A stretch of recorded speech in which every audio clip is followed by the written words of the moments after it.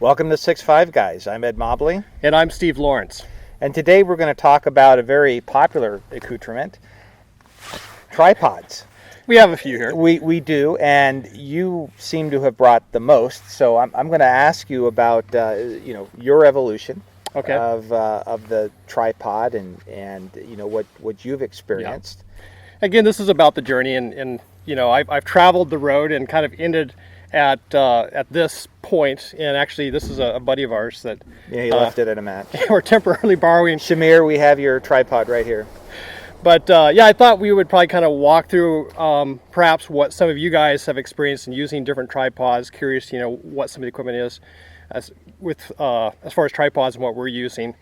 And we'll show you some of the techniques that we've developed, and even amongst the two of us. I mean, this is Steve's setup, and this is my setup, and you'll see they're a little different, and we'll explain why we chose to go slightly different routes. So why don't we start on this end? What we have here is your typical camera tripod, and many of you guys may have a camera tripod, may have thought about maybe this would work. And I've seen guys use these. You can use them.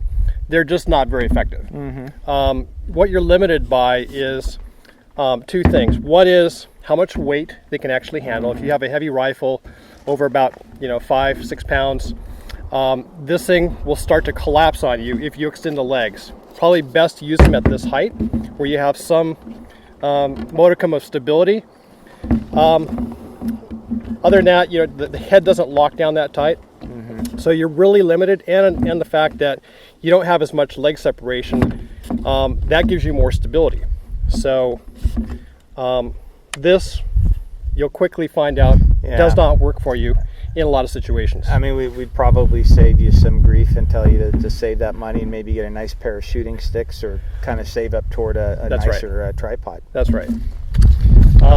Moving up the scale, this is more of a professional grade photography tripod. Mm-hmm. I do some photography, videography, as you can imagine, on the side. This is a Gitzo tripod, and what's really nice about this is it gives you a maximum amount of flexibility in terms of where you can lock the leg down. Mm-hmm. So you can come up with all sorts of configurations of how you want to use it, as well as the head, where the head and this column, it articulates. So that's kind of a neat feature. Now, this is a great tripod, except for the fact that because of the way this hinge is engineered, you're limited by the amount of weight. So again, this is a great solution, a lot more stability than what I just showed you. Right. But it's certainly not a cheap tripod. No, it's not. It's professional grade, but just the way that it's engineered, it's just really not suitable for the weight that you would have with a rifle. For a camera, a fantastic tripod. With a rifle, if you get, again, a type of rifle that we shoot for matches, in above 10 pounds, this will the legs will basically start to collapse on you because the hinges are not built to support that amount of weight. So when you look at tripods, one of the things you'll want to look for is how much weight they are rated for. Most of these are rated, in the 12 pounds, 12 to 15 pounds, which is plenty for what we use them for. The other option, and even if you research and look at all the weight, I can tell you pretty much the standard it seems in the shooting sports is this Manfrotto tripod, either in its aluminum or carbon fiber, or it's carbon fiber. Now, with the carbon fiber, you will pay a price premium of about 2 to 2.5 times the price. Mm-hmm. You could get one of these aluminum for now. What do you get for that money? You get a weight savings. So basically, you pay twice as much, but you get half the weight. So if you're planning on hiking around with a tripod in some matches, it's actually an advantage to have one. You may want to consider that and be willing to pay that premium. Yeah, and if weight is your concern, that's one of the reasons. I mean, you can use these without a ball head, and it saves you a bit of weight. And we'll a lot of folks are like, well, wow, how can you use that without a ball head? But we'll explain how that works. The last one I wanted to show you before we get to these two is this type of a tripod. This is more of a hunter's tripod. This one's made by Hammers. You may have seen some out there by Bog. This has a yoke that swivels. This allows you to go at various levels. These extend and lock, so they can go up to a fairly high amount.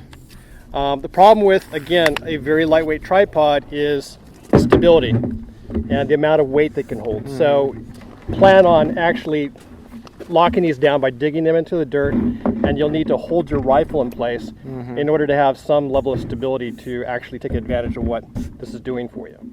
But there are a lot of good shooters we've seen. You know, Carl Taylor, for example, he uses a bipod shooting stick. Yeah, the shooting sticks. Yeah, and quite effectively. So, you know, us as shooters here, one area that, you know, we're going to try and experiment with and work on is getting good with the shooting sticks, because it's hard to ignore the weight savings that you get with the shooting stick. So we just want to figure out how to use them right. Yeah.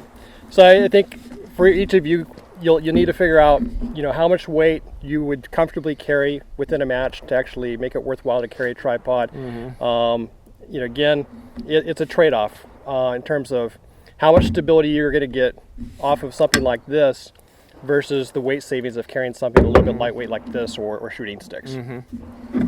Yeah, and speaking of stability, when you first get a tripod, I remember when I purchased mine maybe 2.5 years ago, I was under the impression that when I put my rifle in there, it was just going to be rock solid, like it wasn't going to move. Yeah. But that's not the case, and so there still is quite a bit of movement with a tripod, and really as part of our journey with the tripod, it's really trying to figure out how to minimize that movement and make that movement predictable, and you know, doing so, you know, you can shoot sub MOA with a tripod. It just takes a bit of work. Yep.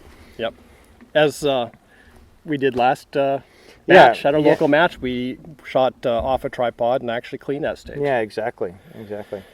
All right, so this is currently what we're using now. What model are you using? We're using the same model. The Manfrotto 055 X Pro B. Exactly, and you can get that from, you know, any of the online camera places. Adorama, Amazon. B&H Photo. Yeah. Any of those, your local camera store will carry something like this. This is an extremely popular tripod in terms of what it gives you versus the price, and it's extremely durable. This is one that, you know, we've carried. Oh, yeah. You know, we slung out, carried this in a number of matches. Exactly. And it's held up. Well, and honestly, I mean, the cost of these is quite reasonable. But it's not like you're compromising, because if you look at photos of you know, operators, folks in the field using this for a living, if you look really close past all the camo paint, they are the same model of Manfrotto Tripod. I mean, it's really surprising. I mean, you know, I wonder if Manfrotto is aware of how many of their tripods, instead of, you know, being used for photography, are actually used for shooting. That's right.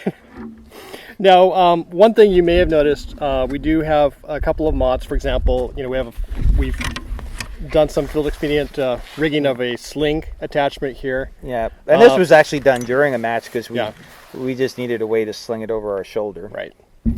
One other thing that we've done is we've cut the elevation column. Do you want to explain the rationale behind that? Yeah, because what was happening is when we would spread the legs out like this for either sitting or kneeling, what was happening is this right here was actually hitting the dirt and creating an unstable situation. And so I simply took a hacksaw and knocked it off. I mean, there's really nothing. Yeah, and I've done the same thing as well. And, you know, as Ed had mentioned, what I found is, particularly when you want to use it in a very low position, such as seated, that column will actually bump the ground. It limits how far you can actually get the tripod to lay down. Now, somebody might say, well, gee, guys, you know, why don't you just, you know, lock it like this? But what I have found out is when you the further you raise this up from the legs, the less stable it is. That's right. Yep. And then the weight, you know, will eventually push it down. And then, as I'll explain, if you opt not to use a ball head, you need to have this all the way down. Yeah, exactly. So again, if you get this type of tripod, our recommendation, what we found is it's useful to actually cut off some of the length. You probably won't need it, you won't use it, and you'll find it advantageous to be able to get your tripod to spread the legs down fairly low if you want to use this in a seated type of position. And then, I've put little hash marks here because this, for example, for seated and kneeling is where, I put the legs out to this position right here. And then, you'll learn other little tricks like whenever I get into position, I've got a cant level on my rifle. So I always have this right leg a little higher. And so when I put the rifle on there, I can just go like this, adjust it, and so that's kind of a little trick that I've learned to get the cant right. And I do that because again, I'm not using a ball head. So as far as ball heads are concerned, I've had a couple of different tripod heads that I've sold off. Some of the ones I landed on using this. The other ones that I've used were smaller. The disadvantage to using a small ball head is it's rated for how much weight it can hold securely. So if you use a small ball head, you really have to crank hard on the knob to lock it down tight. Otherwise, you'll still get a little bit of wobble. And what I found in moving up to a much more expensive kind of premium level ball head design is it just takes a quick, one turn, it locks down nice and tight. It'll securely hold my 15, 16 pound rifle, and it's locked in. So I found this also advantageous in the sense that if I'm either panning or I'm moving from target to target, I can quickly move it on target, lock it in, and I'm all set to take the next shot. Yeah, and I started with a ball head, but at least for me, and it was the Manfrotto, I forget the exact model number, but we'll put it down here in the video. It was the one that Hog Saddle recommended. But Hog Saddle also said, about half of the folks opt to work without a ball head. So I figured, well, you know what, I'm going to give it a try. I'm going to try and work without the ball head. And besides the obvious weight savings for me, you're like, okay, if you've got a ball head, how does that work? And so even though this is down all the way, you still get this left to right movement. And then as far as the up and down movement, when you tighten the rifle in the jaws here, there's still quite a bit of flex, quite a bit of movement. Another reason too why I moved away from the ball head is I like to use the sling and wrap it around the leg to get stability. And what I found out is it would pull the rifle down to the side because the sling hooks to the side of the AI chassis. Now, maybe with a Manor stock where the sling is centered, you probably wouldn't have that problem. Yeah. But that particular issue with the sling was kind of a showstopper for me. So that's why I opted with this setup, and it's extremely stable. Okay. Not to say I wouldn't, at some point, maybe, when I get my Manor stock, I may try the ball head again and see how that works. But you're quite sold with the ball head. I am, and again, I've used your setup a few times on matches where we've gone out shooting. And it works well. But I found for me the way I shoot in terms of going from target to target, the flexibility of having the ball head seems to help quite a bit. That way I'm not putting, stresses on the rifle trying to pivot it, without actually moving the saddle piece. So, yeah, we also, you'll note, guys, two different versions of these rifle saddles. So Ed's got the Hog Saddle, I've got the Pig Saddle. Do you want to kind of explain the difference? Yeah, I mean, this is the original one. And of course, this is all machined. It's machined aluminum. I mean, it's clearly a work of art, and it's really, really stout.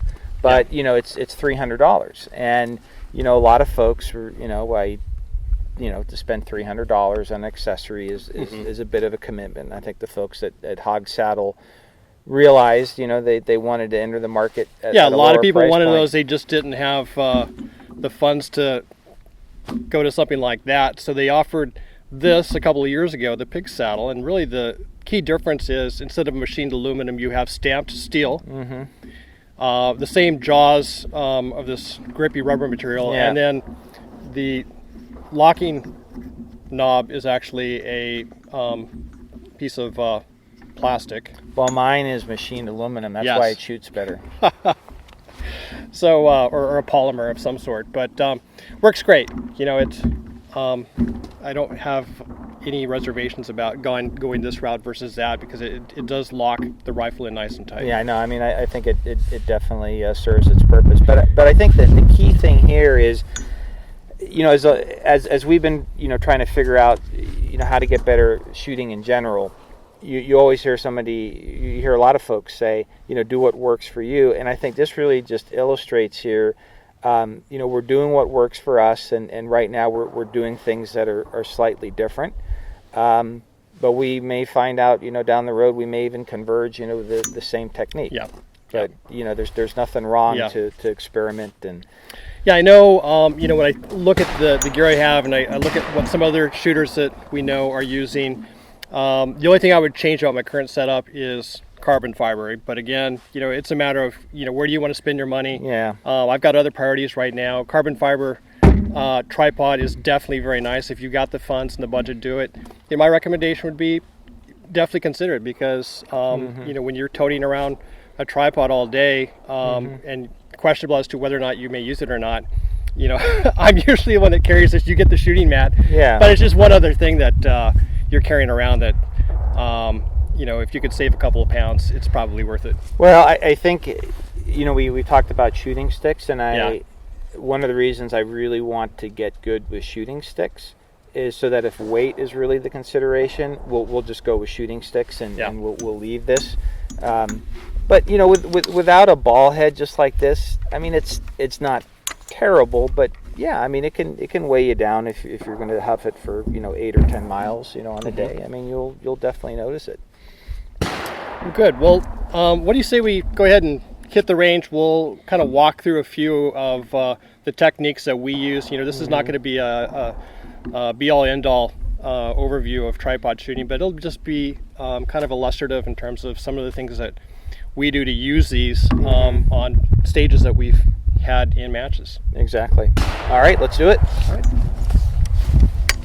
Hey, before you... Okay, so with this setup right here, you can see plenty of panning action right here. As far as doing adjustments in elevation, the sling right here can move at a good 6 to 8 mils. If I need to do gross adjustments in elevation, I'll just go like this and tighten it back up. And so I can get all the movement that I would normally, you know, get with a ball head by doing this. But I just found out I could use the sling technique because of the way it's connected to the side here. It just works a lot better without a ball head. And then what I do is, as far as the degree to which I tighten this up, is I tighten it up just tight enough to eliminate the wobble, but still allow for panning. And then I found out in most situations, as far as adjusting your cant is concerned, I'll usually come in with the right leg slightly higher. I'll get into position and I go like this, and I can adjust my cant bubble, and I'm done. And then I don't have to worry about the rifle flopping left or right. And that was another thing that it was just another difficulty that I had with the ball head, was just maintaining cant. But with this, you get your up and down movement, your left to right movement. I can use the sling, and so this has been a very steady position for me. And then if I want to go seated, what I do is, okay, so in seating right here, what I want to do is get the tripod to match my height, and so I have little markings on the leg which indicate the height that I would need for sitting. And we mentioned before how we cut the bottom of this off, and that allows you to move these legs out like this and get this all the way down. And so with, in the seated position, I get support on both elbows, and I get a lot of, again, I can totally relax. And then, again, I can control the elevation with the sling. So the technique's pretty similar, just that you have brought your tripod down a little bit farther. Correct. Okay. Correct. Yeah, and that's just about it. That's just the difference between the kneeling and the sitting. Talk a little bit about your use of a pump pillow or not use of a pump pillow on your right arm. I mean, would you recommend using that? So when I'm doing seated, I will most definitely use the pump pillow because I have the space here to get filled. Yeah. When I was doing the reverse kneeling, I don't use the pump pillow because with this tripod, I can get like this. I mean, there's lots of contact, and I've tried it with the pump pillow like this, but it just gets in the way of the rifle. You could, if you wanted to, you could probably experiment with a Todd tack pod and fill up the space. But I just, at least in reverse kneeling on this tripod, because I can really control it, I just haven't found the need to cram anything in here. Okay. But yeah, I mean, with this seated with the pump pillow, I mean, it is almost as steady as prone. I mean, it is remarkably steady. Yeah. All right. So what I'll do is basically kind of quickly run through my approach. The only difference between what Ed's doing and what I'm doing is the ball head. So essentially that adds about 4 to 5 inches of additional vertical lift. So what that requires me to do is lower the legs to accommodate that, which I've done. And again, if I wanted to go into a shooting position, which I will in a moment, you'll see that I had to actually cut off the center column a bit to accommodate that. The key for me in terms of using the tripod effectively is the height. So the height has to be optimal so that I'm relaxed, the rifle's held firmly in position, and I'm not maintaining muscular tension in order to maintain a good sight picture. So I also want to make sure I have as many multiple points of contact between the ground, the tripod, rifle, and myself. So I would typically use a pump pillow here to add some stability. Coming into this position, non-shooting hand is either up on the rifle on the scope, or I typically will grasp the center column here and pull myself into the rifle lightly. And then I will get on target and take my shot.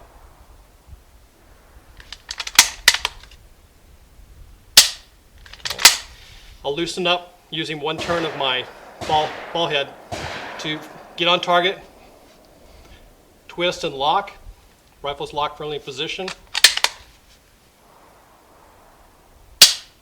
Okay, so that's basically it. This ball head has a unique feature in that it has 2 adjustments for locking the ball head. There's a big wheel that allows me to loosen the rifle substantially. It'll actually flop over, which I don't want. I can change that tension a bit so that there's more friction, so I can adjust it. And then again, 1 half twist to a full twist to lock it in. All right. So at this point, let's say I'm going to a sitting position. I'll just lower the legs.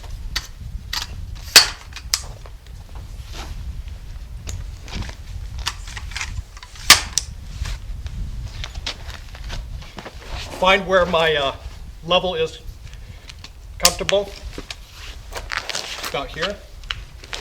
Okay. What I'll also do is, because this is closer into my body, I'll actually take one of my legs and wrap it around the tripod, which increases some additional contact pressure between the tripod and the ground. Okay. And then again, I have this knee raised up, also with a pump pillow, if I have it.